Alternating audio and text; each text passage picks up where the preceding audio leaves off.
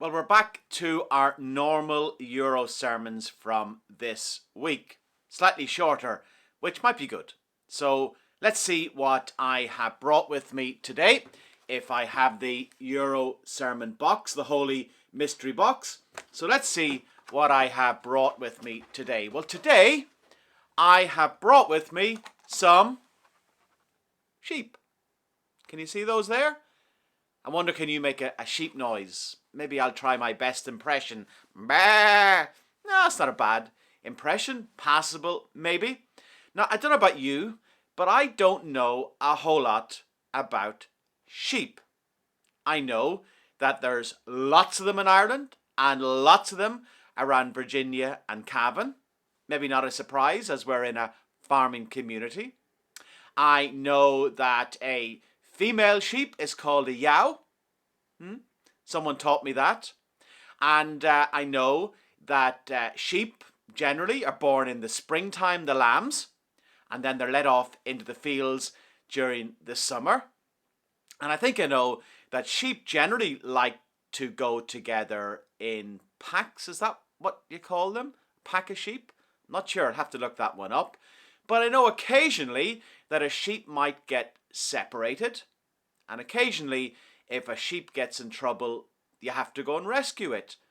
Is it true that if a sheep is on its back, it can't get up on its feet again? I don't know. Maybe that's something you could tell me in the comments below, or maybe that's something that you could tell me when you see me. So I brought some sheep with me and we've learnt lots of things. But I don't know if you notice here, it says in this that there is 6 sheep in this. Now maybe you've been eagle-eyed and you might see that there's a sheep missing here at the end. Look, there's 1, 2, 3, 4, 5, and there should be 6 sheep.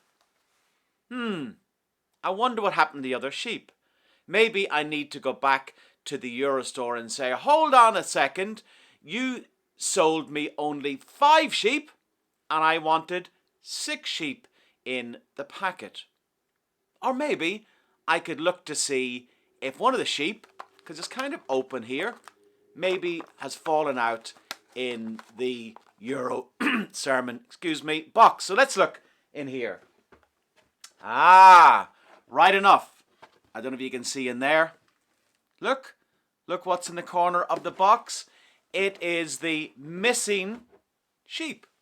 So that's great. I can put the sheep back in with all its friends again. You see? 1, 2, 3, 4, 5, 6. The sheep that was lost, we found it. And you know, there is a story in the Bible called a parable. That's what some of the stories are called. And in the parable, it's all about sheep and one sheep who has got lost. And eventually the farmer, or what do you call someone who looks after sheep? That's right, they're called shepherds. The shepherd leaves the other sheep. There's actually 100 of them. And he leaves the other 99 and he goes out and he finds the sheep. And he brings them back to the flock.